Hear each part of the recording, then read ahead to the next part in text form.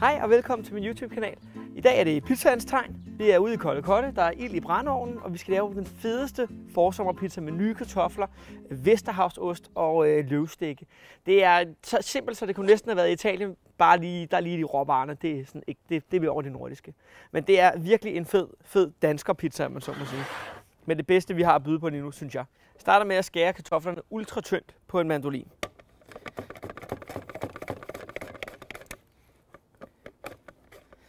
Og kartoflerne dropper direkte ned i noget koldt vand.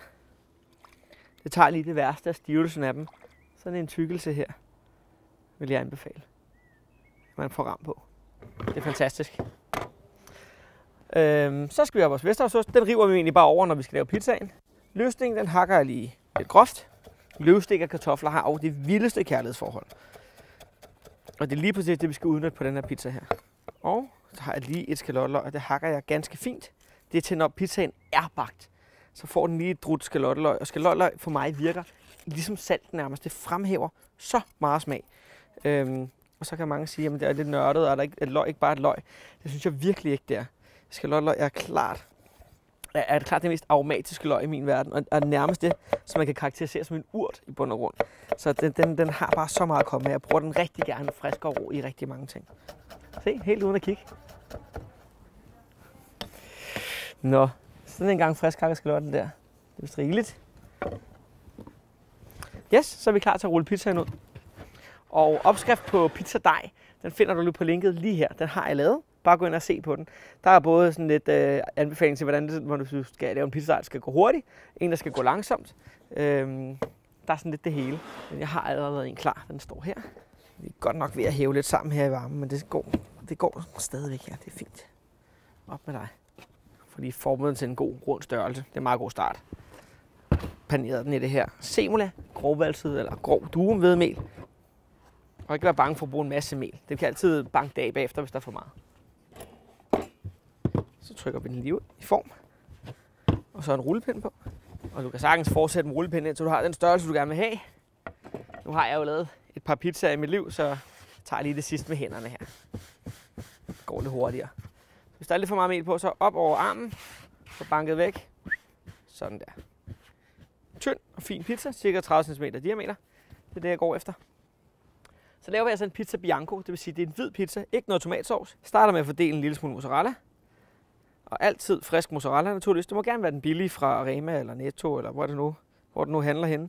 Bare det frisk mozzarella, så bliver jeg glad. Vores Vesterhavsost. Og det smager jo, altså, det er jo det danske svar på Comté, hvis nogen kender den ost, som er jo en meget dyr og fin og fantastisk fransk ost. Men Vesterhavsosten, den gør det altså rigtig, rigtig godt også. Og vi skal ikke være kar i vand. Vi skal ikke være ked af det. Det er sommer. Vi skal have lidt på sidebenene, eller er det om vinteren? Kan ikke huske det. Jeg tænker, hvis vi nu får skabt os nogle fyldige piger, så bliver vi alle sammen lidt mere glade, ikke? Så er fat i vores kartofler. Sørg lige for at dryppe dem ret godt af. Giv dem lige møllehjulet her.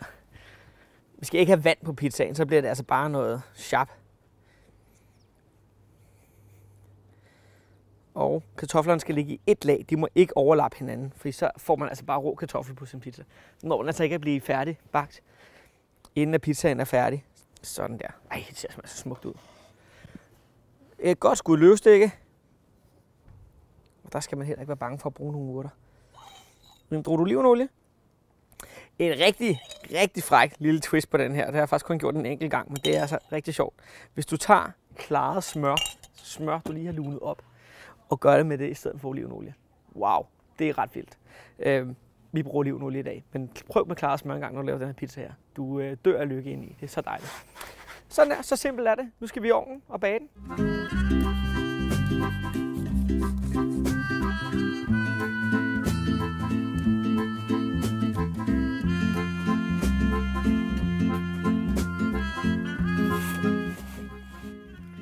Sådan der sådan ud.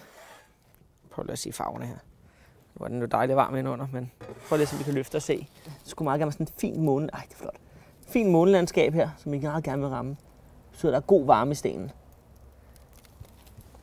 Og derhjemme i en ovn, når du ikke har sådan en kalorius her, så bager du i ovnen på en bagesten, oven- og undervarme, ikke noget varmeluft, og så bare fuld knald på. Så tæt på 300 grader du kan komme, så får du nogenlunde samme effekt af det her. Det kan sagtens lade sig gøre.